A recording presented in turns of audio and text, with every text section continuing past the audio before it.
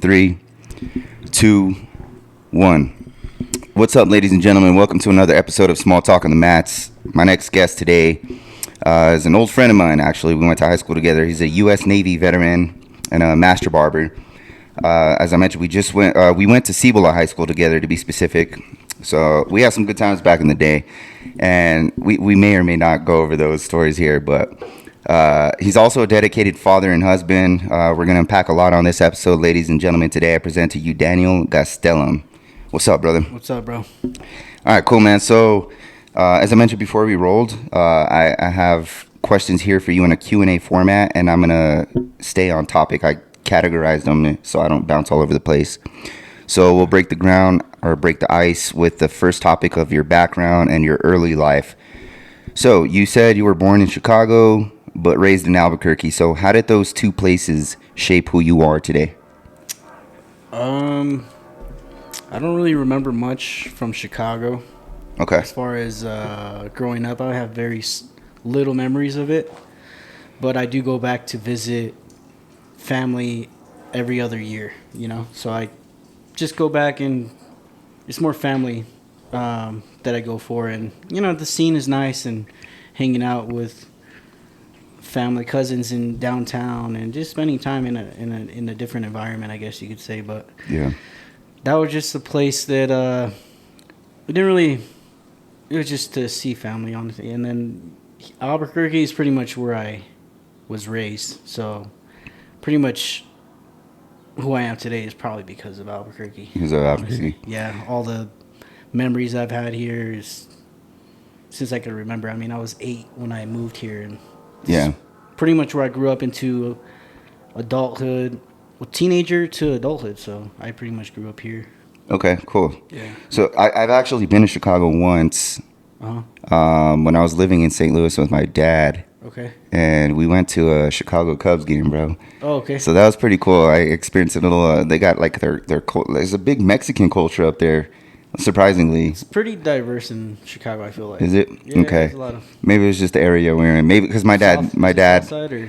I don't even know where the fuck we were at, Cubs, dude. The Cubs, yeah. Yeah, because my he's like super Mexican, right? He's from Mexico, and he's like dedicated to his culture. So whenever we did go, we went to that, I guess, specific area of Chicago. Yeah, that's kind of how my dad describes it. Like, kind of separate by that, you know, by heritage or whatever. Yeah. Just because my dad would hang out with Hispanics too, and I guess, and it's just like, I guess that's how it is. So.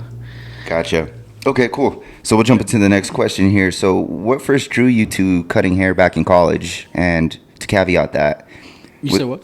What first drew you to cutting hair back in college? And to caveat that question, was there a particular moment or person who inspired you to start picking up the clippers and cutting hair? So, in college I didn't have a lot of money and I loved haircuts. Yeah. My mom was a cosmetologist, so she'd always give me like cosmetology haircuts, like 3 on the side, 2 on the side. And I always wanted like a fade. So, I asked her, hey, can you do a 0 fade or 1 fade? Keep it a little tighter on the sides. Yeah. And she didn't really have the skills to do it. And I just remember like kind of getting frustrated with her, like, go a little shorter, and she just kind of, I could tell that she was kind of like not comfortable doing it. Mm-hmm. So I kind of, that's when I was kind of like venturing off, because I never really went to anybody else for haircuts, but I asked my dad, because he's pretty good with his hands. He's, so I thought he's very artistic ability, and I thought maybe he could just do it, So he would try the 0, and sometimes he would get it nice. Sometimes he just wouldn't do a good job. And yeah, I think I just had that drive, that eye of like what needed to be done, how it needed to be done. Okay. So I just decided to pick it up myself. Gotcha. And I actually started cutting my own hair. Okay. That's how I started. So I'd start doing, tapers, and I referenced, YouTube videos and just people's styles that I liked. and then how tutorials and stuff. And you know, I just grabbed a mirror, and there was 2 mirrors, and I would just practice. And for a while, I want to say when I first started, it was very mid, if that. I mean, but eventually I had enough practice where it would come out pretty good. Yeah. And I started to notice people would ask me, like, who's cutting your hair? And I'd be like, kind of like, you know, why? You know what I mean? Yeah. And they would tell me, because it came out pretty good. And I was like, really? And I was like, I don't know, you know, because I'm kind of skeptical. Like, I'm doing it myself.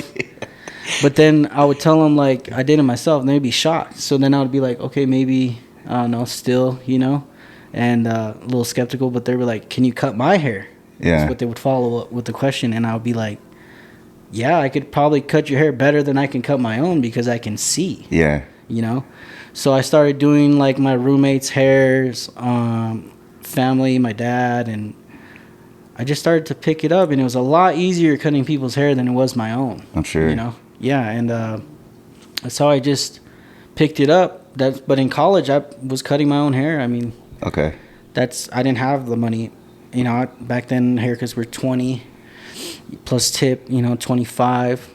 I think I did it maybe 1 or 2 times just to see if my hair could fade. Yeah. You know, and I saw that the barbers could do it. So I was like, okay, so I definitely, it's not my hair, you know, because at first I was kind of like, can they not cut my hair because it's hard? Or see what the professional does. Yeah. Okay. And yeah, I went to a shop in Rio Rancho, and they did pretty good, and I went twice, and then I just decided, you know, I'm just gonna commit and start getting better at it, and that's kind of how it happened, you know. Okay. Yeah. Cool, man.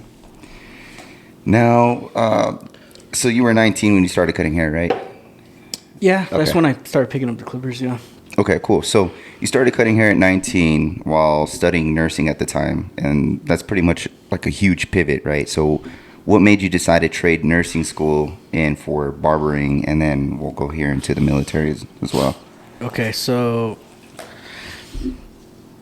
nursing was for, it was more of like I wanted to get into the beauty side of it, you know, as far as like Botox, tattoo removal, stuff like that. I wanted to be on my own, but, you know, starting clinicals and it just, I'm not a very compassionate person with clients, like taking caregiving, you know? Gotcha.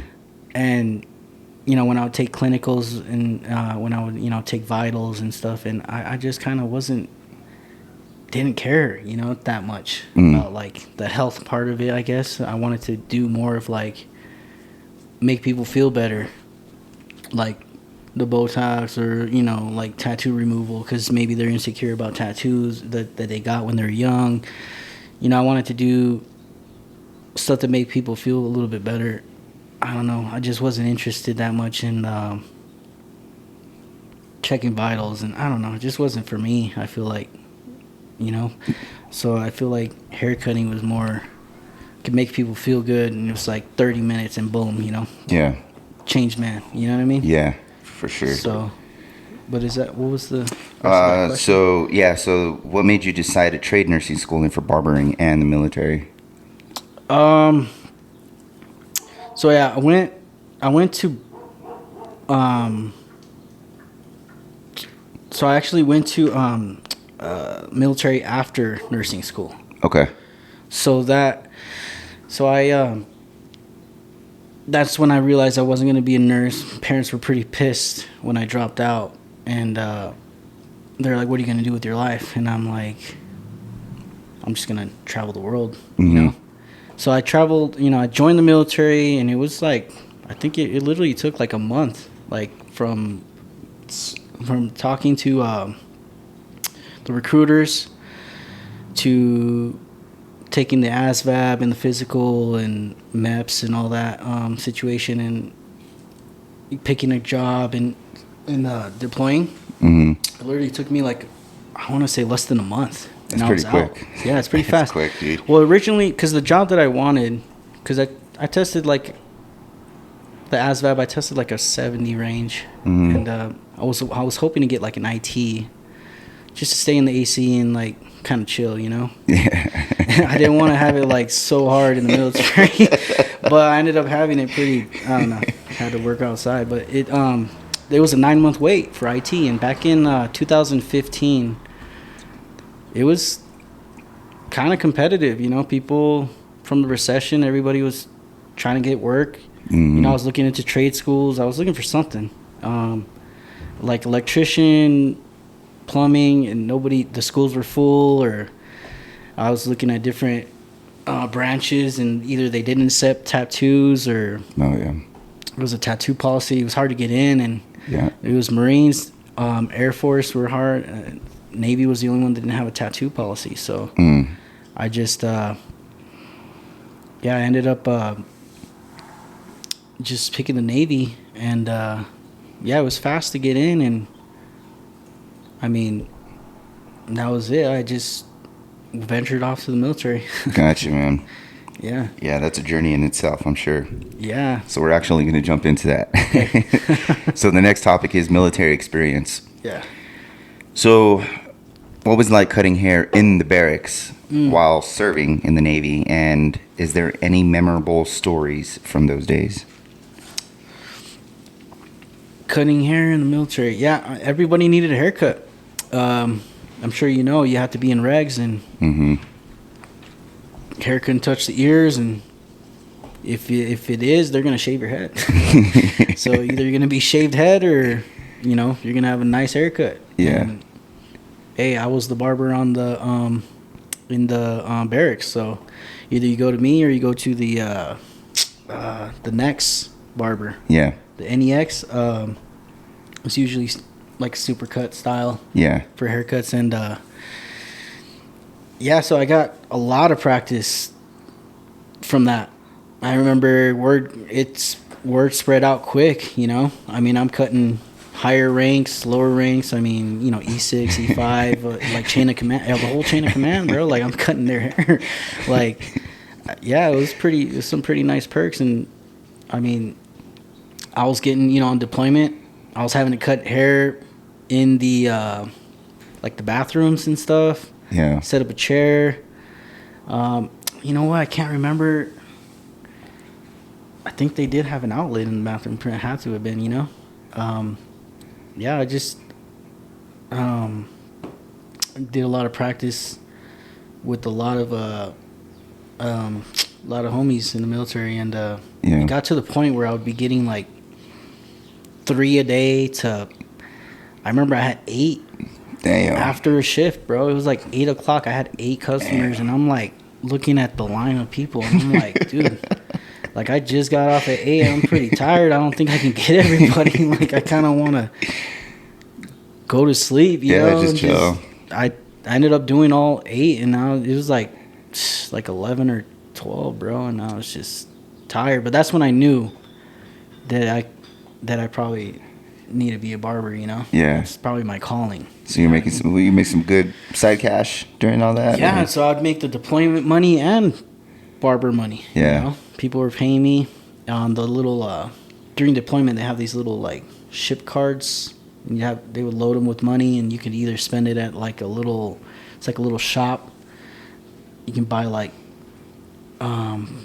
cigarettes there, whatever, tobacco products, and I forget a lot of stuff what they sold in there, but things like hats and stuff, Yeah, just little shop hats. Yeah, little shop stuff, but you couldn't really buy anything, It's just snacks. Yeah. I mean, dude, there were people that spent a lot of money in snacks. Oh, yeah, I know. I mean, dude, that vending machine, bro, it would get emptied. Yeah. For sure. But towards the end of, like, the 30 days before we would land. Yeah. It would be, like, those snack machines would be out. Yeah. Boom. And, I would just make money and save it, so I'd have extra money on my card and stuff. That's good. Yeah, it was pretty dope. Do you have any, like, crazy stories during that time of cutting hair? Like, anything that stuck out to you? Any crazy times? No, I can't remember a lot. It was 2015. It was like, what, 9 years? 10 years ago. 10 years ago. I can't remember if it was like an issue, you know, like you can't cut hair and stuff. But okay. I just remember, you know, one of my homies, Cam, he made me do like a faddish haircut or whatever, like a mohawk, faux hawk, and I had just done it. It was clean, nice little clean faded mohawk, and I was like, bro, we can't do this, Yeah. you know. But he's like, no, they're not really that strict and stuff. And then, like, I don't think he made it past a day, and then he's like blowing me up on my phone, and I was already busy with work, and they had like, I think they literally had to shave his head. Yeah, of course, for sure. And he already paid me for the haircut too. I felt bad. I was like, dang, bro, I told you. You know? Yeah, you did. But we You didn't go warned him. like all the way back.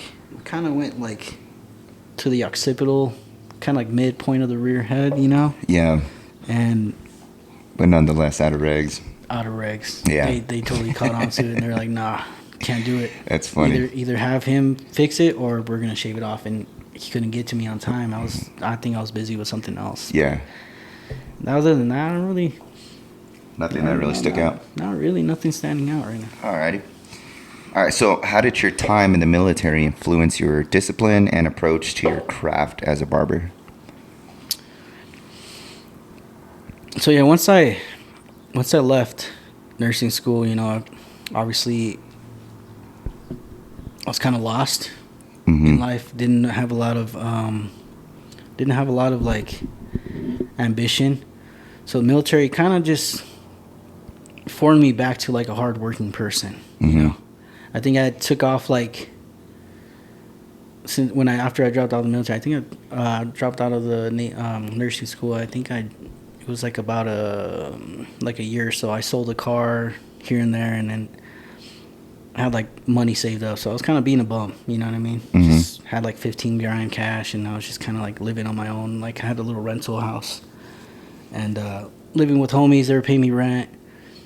And I didn't have like a lot of ambition, so I didn't really work at anything. You know, I just had money, and I was just kind of like hanging out. Yeah. So military helped me like built that structure back in my life. Like, you know, get up at 4:30 a.m. and you know, get in uniform and stuff, and then come to muster at 5:30, or you're not there at 5:30. They're searching for you. You're AWOL. You know what I mean? Like you're about to get captain. I've seen guys get captain masted because they showed up to muster late. You know what I mean?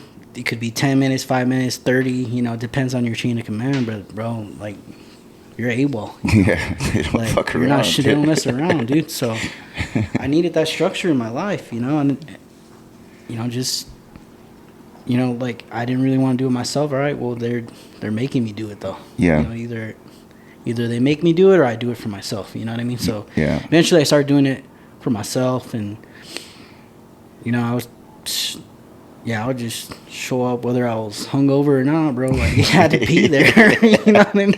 Yeah. I don't want to get captain's mess, but yeah, bro. Like it structured my life. So I do take. You know, and from 5:30 working to 10, you know, on deployment, they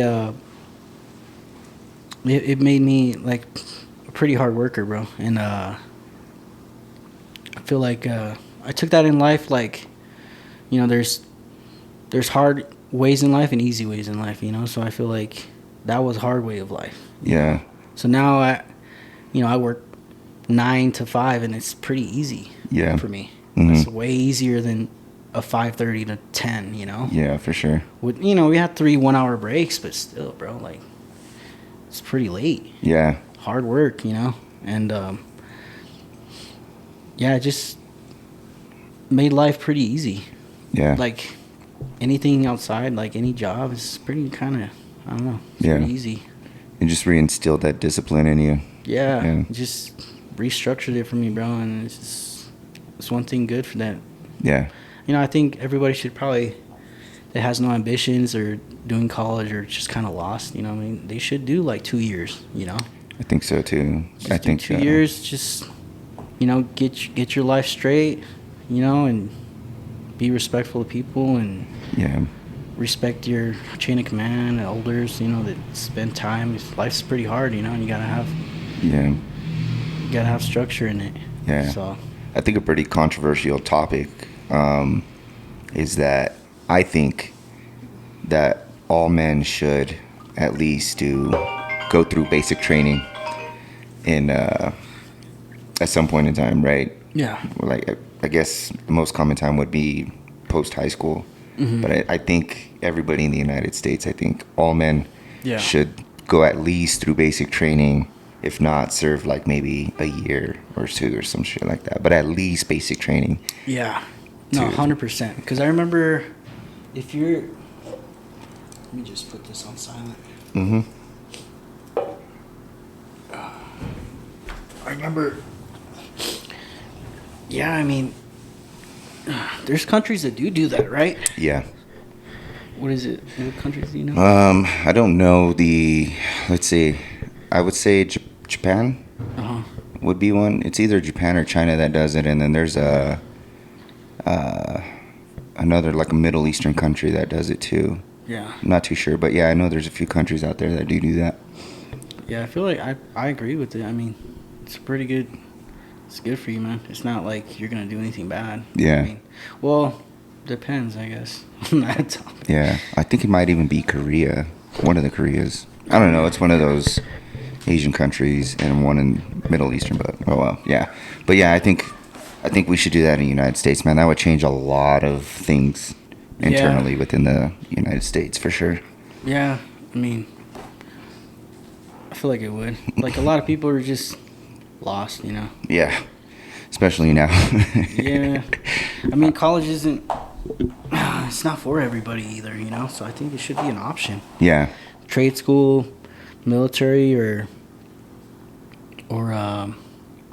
trade school, military, or what is it? College. Mhm. I mean, you got to do something with your life. Can't be unproductive. Yeah. A bum for the rest of your life. Yeah, I mean, then you start doing dumb things or crime or whatever. Yeah. You get bored. You got too much time. Yeah. You want to start doing stuff. Yeah, dude. I totally know, man. So, what skills or values from the Navy still show up in your daily life or work behind the chair? Yeah, I mean, that's just the work ethic, Yeah. Like, I could do a 5:30 to, I was doing 5:30 a.m. appointments to, when I was grinding, to like 9, just fully busy making cash. And it just depends on what you're trying to chase, Yeah. I mean, if you're chasing the cash, money, then that's good. As far as like, I don't know. That's just kind of back to the structured kind of deal, Gotcha. on that. Okay. But All right, so we'll jump a little more into your barber journey. So, after leaving the military, what was it like going through barber school and earning your license? oh, yeah, that was rough, man. I mean, I was just got out the military. Didn't really leave with much cash, and had a car payment, had rent, and I had to do barber school. It was like a 9 to 5, and it was hard. I mean, because I'm not making money on the haircuts. I was used to getting paid $20 a cut. In barber school, the barber school person, the owner, he gets all that money. Okay. So I only got tips. And sometimes they get no tip, $2, $5, and it was just like, can't live off of that. I have bills, Yeah. So it was really hard. I mean, it was like 9-month. Barber school was like 9 months program, and it was hard. I mean, I had to actually pick up a second job. I was doing because I lost all my clientele from California.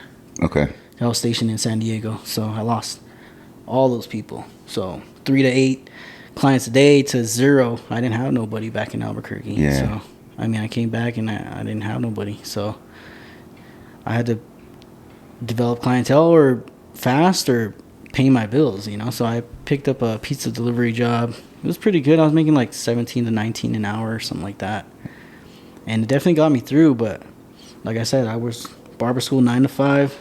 And then had to do Papa John's like 6 to 12. Damn, dude. Yeah. So I had like a 1 hour break. Then I had to go do pizza delivery at night. And yeah, I was tired when I got home 12. I go straight to bed and wake up and do it again for 9 months. It was like 5 days a week. And yeah, it was pretty rough. But I made it through. And yeah, it's one of the best decisions, or the best decision I ever did, you know. So. Okay. But what was that part of that question? No, so it was just earning your license too. So going through barber school and earning your license after the military. Yeah, earning the license. Yeah, once I got the license, everybody, you know, scared about passing the state board and exam and the practical, and it's just the school that I went to. We definitely studied a lot. In the mornings. It was like theory in the mornings, so we could study a lot of the book stuff. It wasn't just the hair cutting, you know. Yeah. And yeah, I got like on the practical or the written exam part of it, I got like a 90 on it, so it was pretty easy. I mean, the questions were pretty, especially from coming from nursing school, like the questions were pretty sure. easy, bro.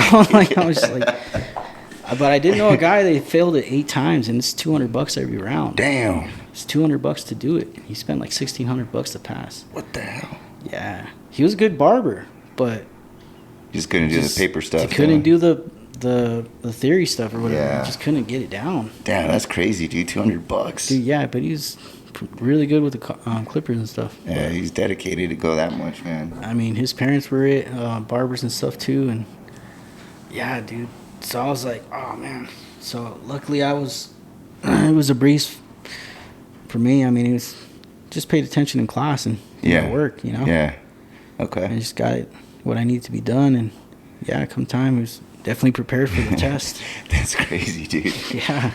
I guess that's one thing you don't really think about when you're as a barber, right? Unless you are going through it. But like a lot of the outside world, they don't see the barbers going through barber school, right? Yeah. So to speak, is like going through all the paperwork and the admin and.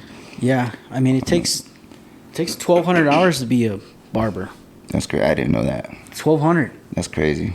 And it's, you know, I like to throw this fact out. It's like it takes like around 600 to be a cop. You know what I mean? It's like, what? I don't carry a badge and a gun, bro. Like, I don't carry. But I don't know, for whatever reason, I gotta study twice as much. That's crazy. Just to cut hair. It's like it doesn't make much sense, but that's an interesting way to look at it. I didn't know that. Yeah, it should be a lot less, but I think it's just, I don't know, maybe they're gatekeeping it or something, dude. All right, cool. So, so the next question is, how did your time at Sam & Sons Barbershop help you grow as a professional? Sam & Sons, yeah, there's a lot of veteran barbers, so these kind of just showed me how it works, you know. They just they've been doing it for like a decade already by the time I got there, so everybody definitely had the experience. Just got to see how shops are ran, because, you know, I was cutting hair in barracks and bathrooms and in my house, you know, the kitchen and stuff, so they're busy, you know. Yeah. They've been in business for probably like 2 decades, or, you know, well, a decade and some change, but at the time. Yeah. But now like 2 decades. But yeah, I just saw how they ran it and keep it very professional and customers first, and that's kind of it. You know, I just went with the flow, really. Okay. You know, I mean, I had the tools, the experience. It was just up to developing rapport, being respectful with people, and just build up clientele, man. I'm there to build clients, make money, and provide for my family, you know. So Okay. Gotcha. That was the game plan, you know. Okay. So what made you decide to move from working in a shop to booth renting at Good Times Barbershop, and what were the key differences in that? Yeah, so my goal was to be like a sole proprietor, like independent contractor kind of deal. So Yeah. I wanted to be in charge of my own schedule, in charge of my own hours, like schedule, and in charge of my own clients, you know. Yeah. And you know, I just wanted to be independent. Yeah. You know, I mean, at Salmon Sons, I was the walk-in barber, and I wasn't able to do appointments. But I'd had like so many people waiting in the lobby, you know. Mm-hmm. It would get crazy, bro. I'd had like a 5-hour wait time. Oh, You know? wow. Averages were probably like 2-hour wait times, but I remember it got up to like 5 hours, you know. It's like Damn. 10 people waiting for me or more, 10 or 12. And it was just stressful. And then part of the booth rent deal is you get to schedule your own people, and I could just kind of, instead of having 12 people there at once, I could just spread them out every 30 minutes. Yeah. You know, the downfall of it, you know, is from walk-ins to doing appointments is, you know, I can't do 3 or 4 cuts an hour. You know, I'm going down to 2 cuts an hour.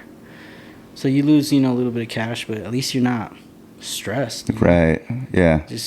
And I'd ask them, you know, I'd ask Sam at Salmon Sons, like, can I just do like appointments? Because this is like stressful, man. I can't do it. Right. He said no, he needs a walk-in barber at all times. So it just wasn't going to work for me longer than, I think I was there for like a year and a half, and it just wasn't going to work for me anymore. So, Yeah. yeah, and booth rent's nice because, you know, I just pay my booth, select my hours, and do as many customers as I want per hour. And I just, yeah, I mean, it's nice to keep all the cash too. Yeah. At Salmon Sons, I was on commission, and that's how it works. You know, there's either you're on commission or you're on booth rent. Yeah. So booth rent, yeah, I'm paying $500 a month, but at least I get to keep all the cash, you know, that I make. Mm-hmm. Well, I gotta pay Uncle Sam, you know, but Yeah. at Salmon Sons, it would be like a 60-40%. Okay. And so Sam would keep 40, and I would keep the 60 on the sale, and then I would keep the tip. But, you know, eventually I think I was paying him like $1,500 to $2,000 a month, you know. So at the end of the day, you know, I'm saving about $1,000, you know, Yeah. being on my own, you know. Yeah. Which is a huge chunk, man. Yes, I mean, $1,000 for a month or more, and then by the end of the year, you're looking at least $12,000. Right. You know, plus like I said, the headache and stuff of just being overwhelmed with work, man. Yeah. For that year and a half, man, I almost didn't want to do it no more. It was just like, it was that bad. It was like rough, bro. Just taking a toll. Yeah, I mean, I would be dreaming about it at night. Like, I'm still at work. You know what I mean? Dude. Dude, I was that busy. It was just like stressful. Yeah. Nah, yeah. I mean, you definitely want to be comfortable at some point in time during your journey, you know? Yeah. All right. So what's your philosophy when it comes to giving someone a great haircut or experience? My philosophy.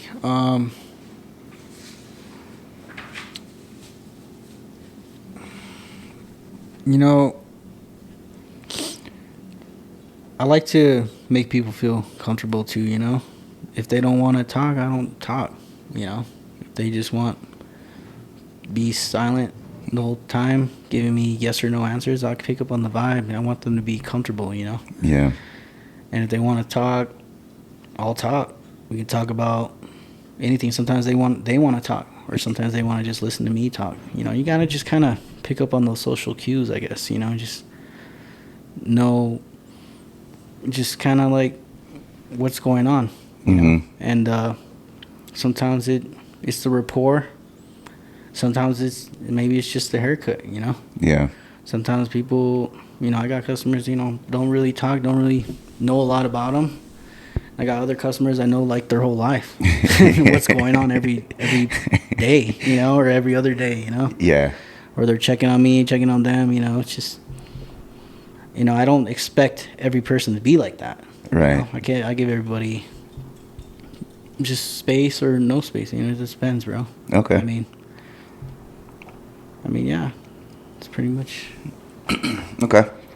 So we'll jump into the topic of lifestyle and your interests. So you're clearly someone who does love to stay active, the gym, things like that, snowboarding, and working in cars. So how do you fit all that into your lifestyle in your active journey?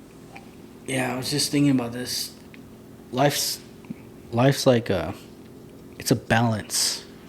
You gotta have balance, you know, of family, work, free time. It just has to be balanced, you know. So that's why I don't work 5:30 to 9 every day anymore, you know, because I don't want to just try to make money all day, you know. I work 4 days a week, you know, sometimes 4 10s, sometimes 4 9s, you know, 4 8s. You know, it just depends on, I guess, the mood that week. That's the beauty of being on Booth Friends. Like, whatever I feel like working, that's when I'm going to work, you know. And so it's just, yeah, it's just, what was the question? I'm sorry, bro. Yeah, no worries, dude. It happens all the time, believe it or not. I was like going on something. I was just like, bro, it almost happens every episode, bro. Yeah. So you're clearly someone who loves to stay active. Yeah. So how does the gym, snowboarding, working on cars fit all into your lifestyle? Yeah, so on my 3 days off, those are days I can have like outside fun, you know, more so. Yeah. Work days, I don't really like to do a whole lot after. You know, I spend time with family, hang Right. out. A lot of it is just, you know, I'm off at 5, so, you know, daughter maybe watch a couple shows, and there's not a lot going on after school. It's school week anyways, you know, school days, like in the week. So it's kind of how I kind of grew up is you don't really do a lot. You're not going to go movies on a Wednesday night, you know. Right. It's just because we got to go. She's got to go to school in the morning, 7 a.m. I got to go to work. Yeah. You know? I got to get up with her, take her to school, and go to work for myself. Mm-hmm. So we don't really, can't be out late, you know. So it's just like the balance. So I feel like it's just the designated times and days to have fun, you know. Yeah. Sunday, Monday, snowboard, you know, bowl, work on cars, whatever I feel like doing on my days off. That's what we'll do, you know. Okay. So, whatever matches the vibe that day. Yeah. I Okay. mean, there's no, you know, it's nice to have a schedule, but sometimes I do want to just go with the flow. Yeah. You know? Okay. I mean, too much, like, I got to do this, got to do that, I got to do this. And sometimes, you know, I think I can plan 4 things in a day on my day off, and I get 2 things done. You know? Just like, yeah, I got stuck at MVD, you know, that took a lot more time than I thought it was going to take. Yeah. Whatever, you know, it's just. Okay. You know, maybe dinner went extra well, and we just stayed there for 2 hours or an hour, you know, just kind of, I don't know. Okay. What's up, everybody? This podcast is brought to you and sponsored by the Rock Family Therapy. Not every battle is fought in combat. Some are fought in silence, in your head, in your home, or behind the mask you wear every day. At the Rock Family Therapy, they stand with those who fight to rise again. Veterans, first responders, parents, or anyone carrying the weight of trauma, loss, or stress. This isn't just talk therapy. It's rebuilding from the inside out. It's mental conditioning for life. A place to reset, refocus, and rise stronger. Whether your uniform is military, professional, or just the armor you put on to make it through the day. If you're ready to face what's been holding you back, they're ready for you. Call or text 505-336-0238 or email r.villy@therockfamilytherapy.com or visit therockfamilytherapy.com because warriors come in many forms and every warrior needs a rock. What's up, everybody? This podcast is sponsored and brought to you by Toehold. As you know, I've been a long-time customer and supporter of Toehold. I'll give you 3 reasons why I love this company. 1 is because they're huge supporters of veterans, law enforcement, and first responders. 2nd reason is because everything is American-made with integrity as it should be.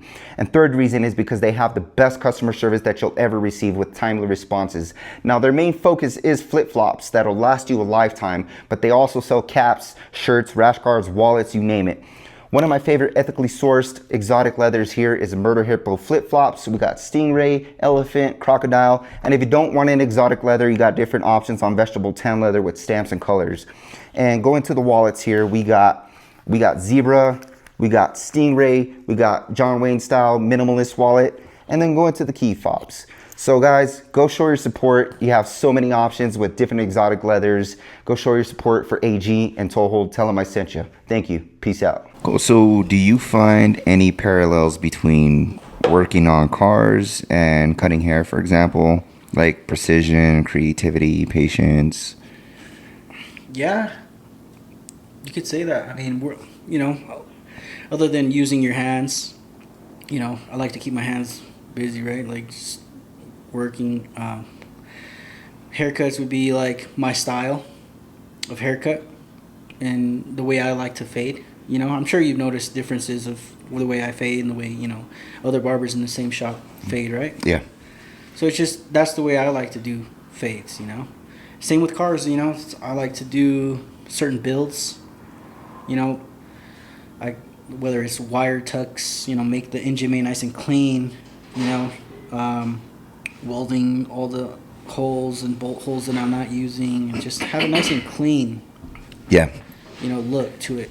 Okay. I got that eye for detail. Yeah, that's good. You know what I mean? Yeah. And you got to have that with barbering and mechanic work. You got to be on par with it. You got to be wheel can fall off, somebody could die. You know what I mean? So it's like you have to be on point with that too. Yeah. But being creative as far as like what you want to put a V8 in your Toyota Tacoma. Yeah. I mean, if you have that desire that you want to do it, you're gonna do what needs to be done to get it done. Yeah. Another guy might be like, bro, just leave it. Yeah. Alone, stock. Okay. So it just depends, bro. Like I just like the way I do things, and that's kind of like how people can either buy my vehicle because they like the work that I did, or not buy it. Mm-hmm. Maybe it's their taste, maybe it's not their taste. Mm-hmm. I had a guy, I sold the Toyota Tundra to, and he's like, who did the work? You did the mechanic work? And I was like, yeah. And he's like, bro, you did a good job. And I meant to lie. This guy, he's like a cattle owner. Like, he has his own cattle owner, and he sells, like, he's like a business owner. I don't know. He just has a lot of money. Mm-hmm. I know he has a big old ranch and, like, has all these cows and stuff. And he liked the way I did my work, and that's kind of what I like. Same with haircuts. I'll do a nice haircut, and sometimes I'll get messages, hey bro, my wife really liked the cut. Oh, that's cool. Did a really nice job. Or it'll just be like, hey bro, I'm getting a lot of compliments, they really love the fade. Or I'll get guys like, hey bro, my fade got me late. And then I'm like, dude, that's kind of, it's kind of what, I like that, like that, bro. Like, it's cool, Yeah. Like, people like the work that I'm doing. That's pretty cool. Getting recognition for the work you've put in. Yeah, I mean, that's, and if they don't like it, it's fine, because I know somebody that probably will. So, Yeah. Not every person likes my haircuts. Not every person likes the vehicles that I sell or do, but yeah, it's all right because it starts to weed out, and then you start keeping the guys that do like my cars, or they do like my haircuts. So it's very similar, actually. Yeah. Okay. Cool. How does traveling influence your perspective as a barber and a person? Traveling is just, it's like a kind of like just a getaway, little reset for me. Okay. Like new environment, new place, area to explore. Yeah. And then I'll look at Orlando. I like Orlando a lot. Disney and all that, Universal Studios, roller coasters, and beach and stuff. And I'll go over there and I'll pay attention to like barbershops, what they're doing, how much they charge, how busy they are, and I'm always imagining like if I'm here, I'm gonna be a barber. Okay. That's what I like to do. What's the lifestyle would be like, or how's the shop doing? Because for example, I went to like San Antonio, dude, humid, right? Yeah. Very humid. Windows got like lots of moisture on it, and it's just like looks like a shower. Like it's just pouring water. Yeah. Like, you could imagine cutting hair. People are gonna be sweating. Hair sticks on the skin. Yeah. When you sweat. Not a place I would want to be cutting hair. Yeah. But I'm obviously there to explore also San Antonio, what it was there to do. Yeah. River walk, whatever. And I like to just, kind of like take pictures for memories purposes, look back, be like, oh yeah, we did all this, Yeah. And then sometimes it could be pulling up pictures for clients. Like, hey, I went here. Mm-hmm. This is what I went, this place. I ate here. Chicago have a lot of rooftop bars, nice scenery. Just kind of like share the knowledge with customers too, Yeah. It's fun, It's a good side of conversation. Yeah, conversation, stuff to talk about. Okay. And what's your go-to way to unwind after a long day at the shop? What's my what? What's your go-to way to unwind after a long day at the shop? My go-to way? Yeah, so like what do you love to do once you're off? Like to unwind. Like go home, sip beers, fucking play video games, spend time with your kid, things like that. After work. Yeah. So after work, usually I'm hungry. So I'll go home, and if the wife hasn't cooked, I'll just start cooking something to eat. Okay. I don't really like to eat out, but as soon as I'm off work, bro, I want to go home. Yeah. To my wife and kids. Yeah. Excuse me. Yeah, that's pretty much everything I do. I mean, I rarely want to do anything after work just because I'm a little bit tired. Yeah. Like standing all day. Yeah, I'm sure, dude.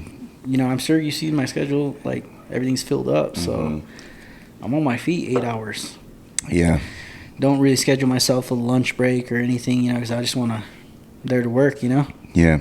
And I'm only working 4 days a week, so I just stuff it all in, and whoever doesn't show up, then that's my break, or I get to go eat or something. But most of the time everybody shows up, and so I just go home, want to rest, chill, shower, eat, then watch. My daughter likes to watch TV, so I just let her watch her shows, and I just she likes to cuddle and watch a show, and that's what it is, Yeah, those are the moments you got to appreciate, man. Those little moments with your kid, man. So. Yeah, I mean, being rich isn't just about money. Right. Exactly. Sometimes it's just, being your child's favorite, or spending time, like it's just what, the balance thing, Yeah. Gotta have time for the family. For sure. Do absolutely nothing. It's cool because it's all right, Yeah. All right. So we'll jump into the topic of mindset and motivation. So you've reinvented yourself a few times. For example, you went from a college student to a sailor to a barber, etc. Right? So what's driving you to keep evolving instead of just staying comfortable in life? Sometimes I think about it a lot, like, am I going to do this forever? And, if I don't have other options, then yeah, I'm going to have to do it forever, So I feel like, it's important to have the option to maybe not have to. So that option would be like, I was looking into getting some passive income like rental properties and stuff. Mm-hmm. So, because now's the time to start buying and, renting my current home, buy another one, work on paying stuff off. Because one day when I'm old, I'd like to retire, Right. But it's kind of hard as a barber because who knows if Social Security is going to be around by the time I retire. Yeah. So, can't really depend on that, but you can depend on your paid off house renting for $2,000 a month. You can pretty much count on that. You know what I mean? So I feel like if I did do that, had a couple rentals, $2,000 to $4,000 each, profiting a month, I could work 2 days a week. Yeah. Friday, Saturday, and just relax. 5 days off. Yeah. You know what I mean? I could do a lot with 5 days off. Yeah. I'm still doing the car thing, flipping cars. I'm still spending time with my family. Yeah. I still like to snowboard, do other things, in life. Yeah. So I feel like the evolution, I want to enjoy like doing stuff while I'm young, like when I'm 65, I'm not going to probably hit big jumps in snowboarding, so I'm hitting them now, but as I evolve, I'm probably going to get, have to slow down a little bit, but, at least I could probably slow down and at everything, working so hard. The fun, maybe not as much of a adrenaline junkie, slow it down a little bit. Mm-hmm. But, a lot of it too is just seeing where my daughter goes, like if she's going to stay here for college, it's just like later stuff, Yeah. It just depends. But right now I'm chilling with what I'm doing right now, Yeah. The future, I don't know. Like, I just know that I got to set myself up for it. Gotcha. Okay. You know what I mean? Yeah. So. All right. Yeah, now's the time to do it. Yeah. All right, so let's see, where did we leave off? Okay, so what's one lesson from your journey that you wish more young people understood about chasing purpose or passion? What's one thing what? What's one lesson from your journey that you wish more young people understood about chasing purpose or passion? A lot of kids, they just kind of ask you, like, how much do you make? Mm-hmm. They don't ask, like, in-depth questions like, how did you do everything, Yeah. What was it like? They don't ask, like, they'll ask me, they'll know I make, like, a certain amount, 6 figures, whatever, and they're like, dang, like, as a barber, like, they want to just chase the bag. Yeah. But they don't, like, understand, like, how did I get there? Right. You know what I mean? Yeah. Like, cutting my own hair, or practice nonstop. Yeah. People trying to develop trust with people so you can cut their hair, and the rapport. They don't ask, like, when I moved back and when I was working at Sam & Sons, yeah, they were busy. They didn't know me, though. I was doing 1 or 2 haircuts a day. Yeah. I was making even less than my Pizza Hut job. Yeah. I was making $20 a day to $40 a day, bro. Like, it's like, but then they see me, like, they want to be me, but it's like, certain kids want it to, make my life, they see my cars and stuff, and they're like, oh shit, They don't ask me, like, the important questions, of like, how'd you make it through 1 or 2 haircuts a day? Right. I was still doing pizza delivery after Sam & Sons. Yeah. Still, because I wasn't making a lot still. Mm-hmm. But I had to keep showing up to work 9 to 5, and then doing still Pizza Hut, Papa John's 6 to 10. Yeah. So it was still a grind. Yeah. But I still had bills, But a lot of kids just think, like, I can just be a barber and make 6 figures next week, It's like, They just want the instant gratification. yeah, they don't understand that it's like, it takes kind of like heart and, work ethic. It's like, you gotta be strong. Yeah. It's like, damn, I'm only doing 1 or 2 haircuts. Do they not like me? Is it me? Is it my haircuts? Yeah. You got a lot of questions, but it's like, people don't know you. You're the new guy. Yeah.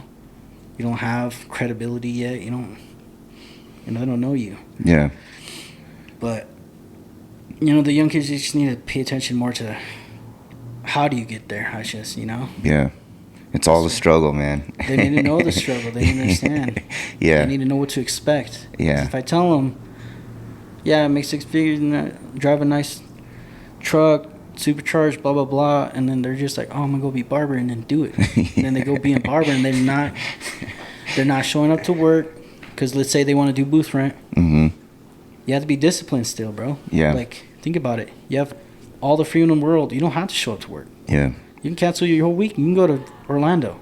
Mm-hmm. I can go to Orlando next week. Mm-hmm. It's like you got to somewhat be disciplined because you still got to pay your bills and make money, Mm-hmm. you know? And, you know, it's just when a kid comes in and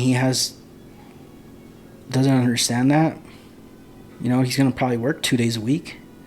Then at the end of the year, he's only going to make like 30 grand. He's going to be like, I thought you said I'd make 100. Yeah. It's like, bro, you don't work like that. Right. It don't work like that, bro. Like, it's like, well, I don't have anything scheduled today. You got to sit your ass there, bro. Yeah. You got to sit down and wait for somebody to walk in, or you got to go out there, talk to people. Build a clientele. Yeah. You got to be nice. You know, you got to be like, hey, you know, go to the barber. Good. You know, there's a barber that used to do this at the gym. He used to just be like, hey, you know, just introduce himself and then be like, you know, I noticed your haircut. Where do you go for your haircuts and stuff? And then he would just kind of feed off of that. Mm-hmm. Just then next thing you know, he'd be like, oh, I'm a barber. You should come check me out at my shop. Yeah. That was kind of like what he was trying to do. Yeah.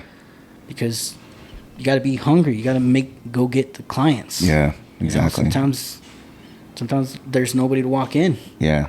Sometimes it's, you know, when I'm booked and you got to probably go to another barber there, Mm-hmm. you know, but you go to me, you know what I'm saying? But you got to go somewhere. So you need to work it that week. You're going to feed him that week. Yeah. Right?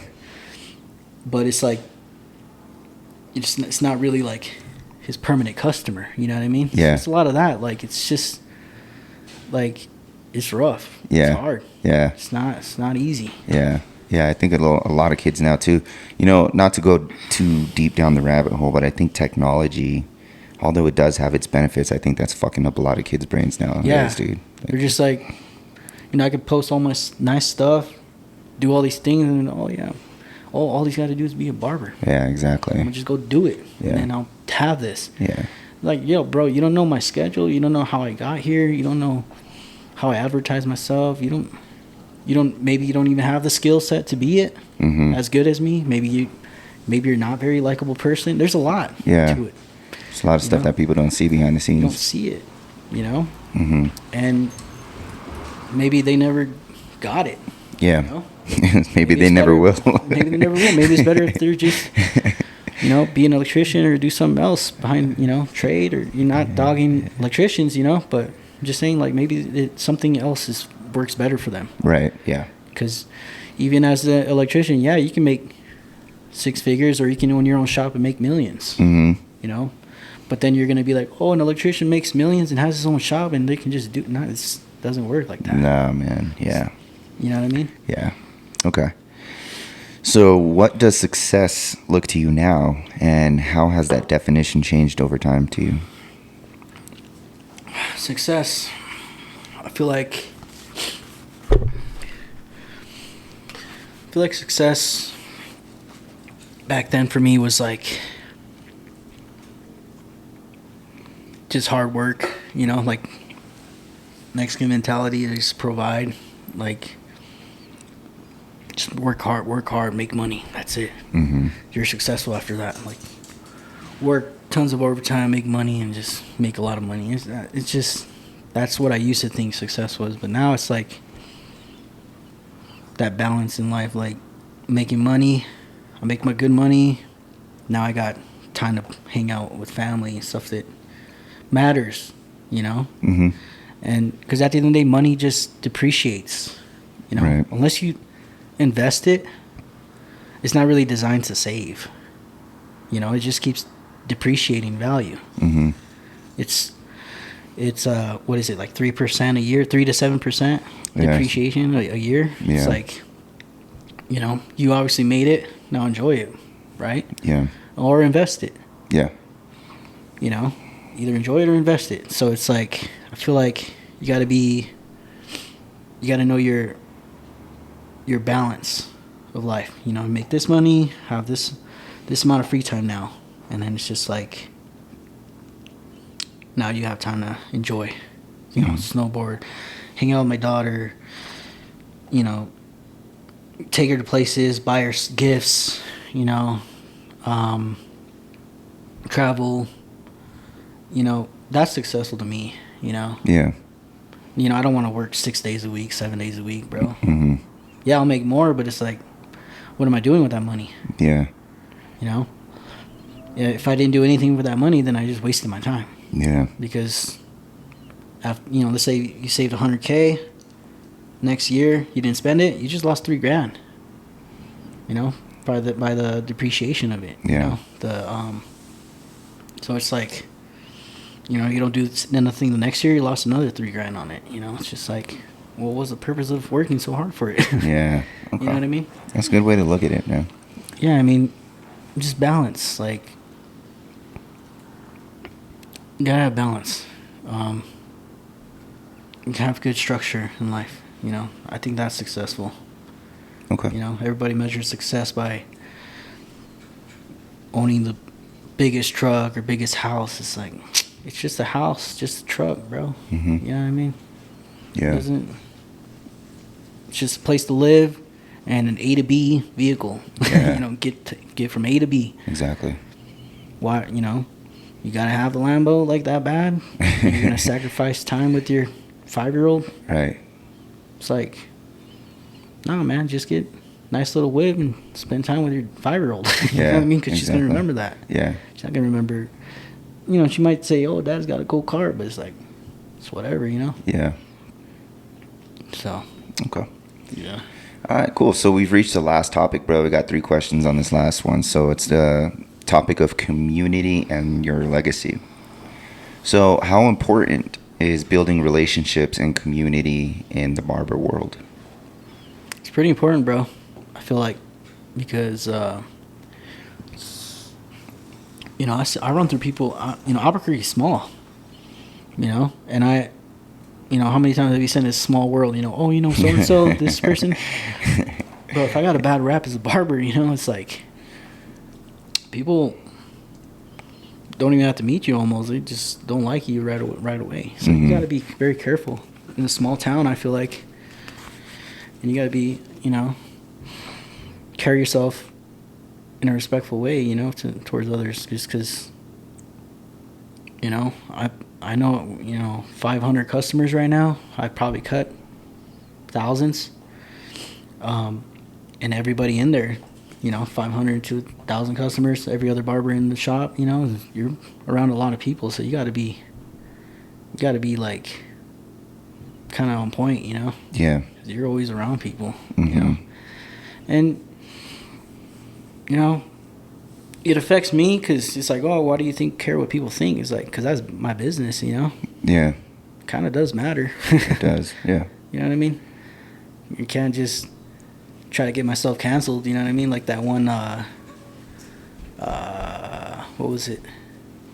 Stripes Burrito owner. Oh yeah, that was. She said something dumb and got canceled by Albuquerque. Yeah. It's like, bro, that's devastating. Yeah. And it was what was it, like the girlfriend of of the owner. Of the owner Yeah. or something. It wasn't even like, dude.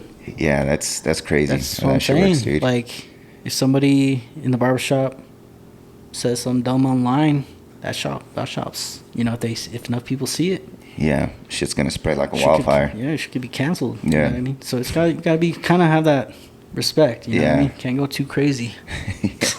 I know I say crazy stuff, but like, can't be like trying to be like try to get myself going.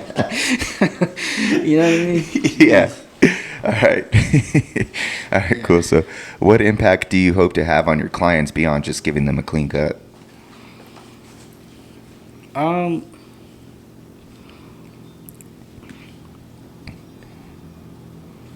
Just, you know, sometimes it's more than just the cut. It's just sometimes they need to look presentable for a job interview. You know, sometimes they just need to look presentable. You know, could be for a funeral where they're taking pictures or their wedding, you know, sometimes like it's pretty important to them, you know. Yeah. That's why I don't try to cut corners on anybody. I don't know necessarily the reasoning.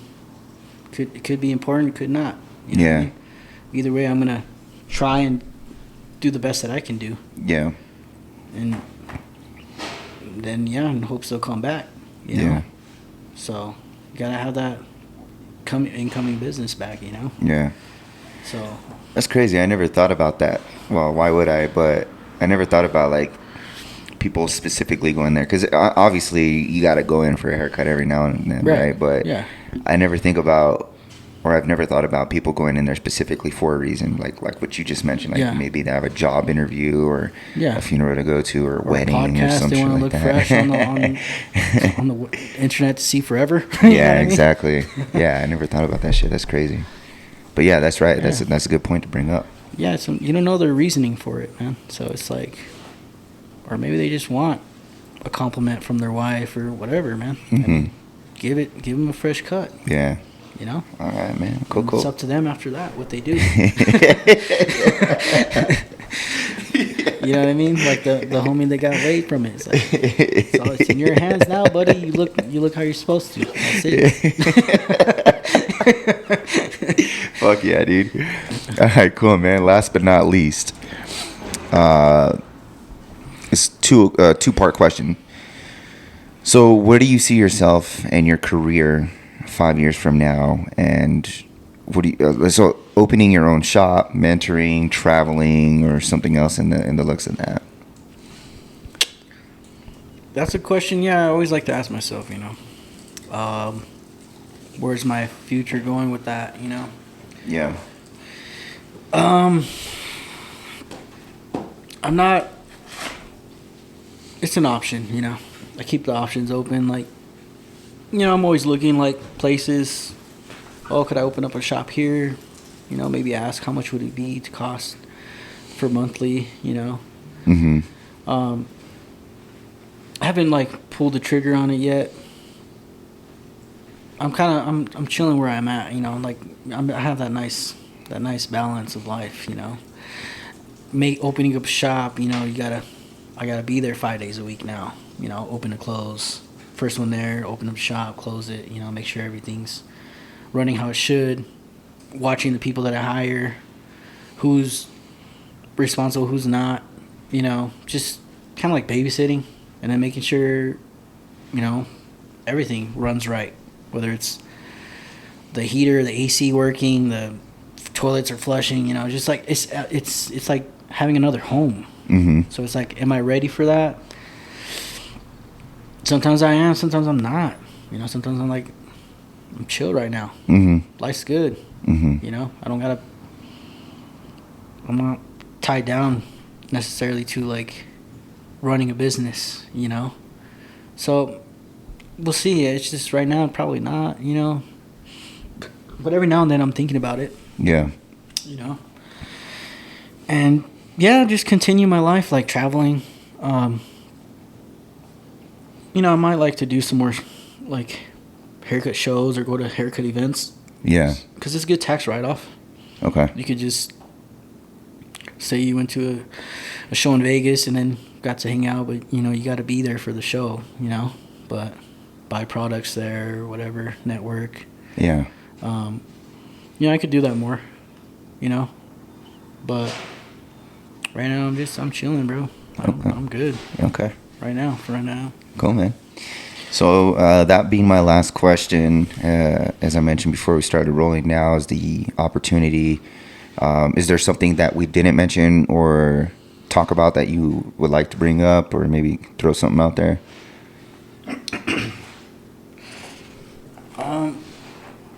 No, it was just kind of already mentioned you know, the experience of not really having, like, you know, people show up, you know, or clients, you know, just like that mentality of like keeping your mind strong, and you gotta, you know, what happened the day before, you gotta learn from it and maybe try something different the next day or try it again, you know? Yeah. It's just one of those things, man. Like, you know, throughout life, you know, there's gonna be, like, you know, there's situations where people don't really, I don't know, don't really fuck with what you said, you know what I mean? Yeah. But it's like, you know, maybe don't bring up certain things, you know? So, Okay. All I right. don't know. Cool.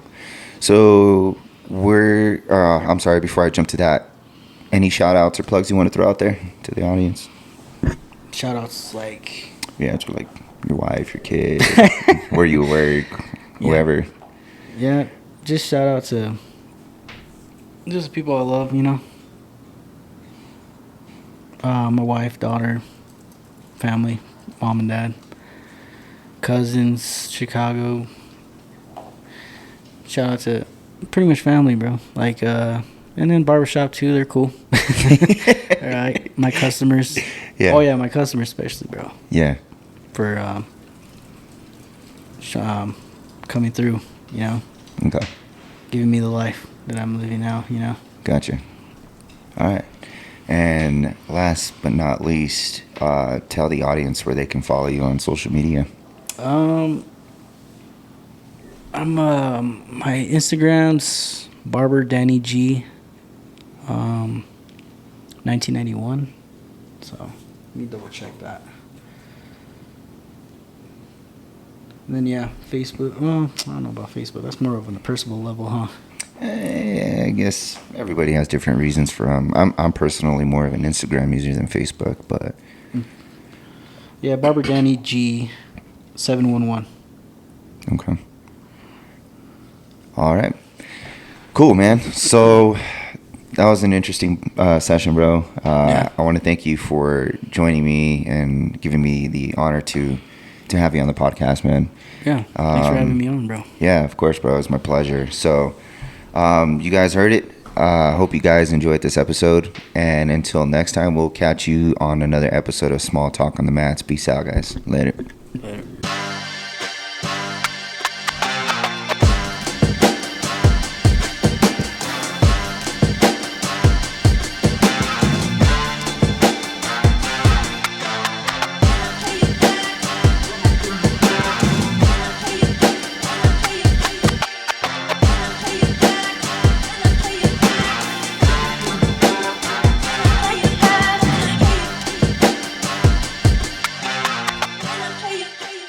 Tell you.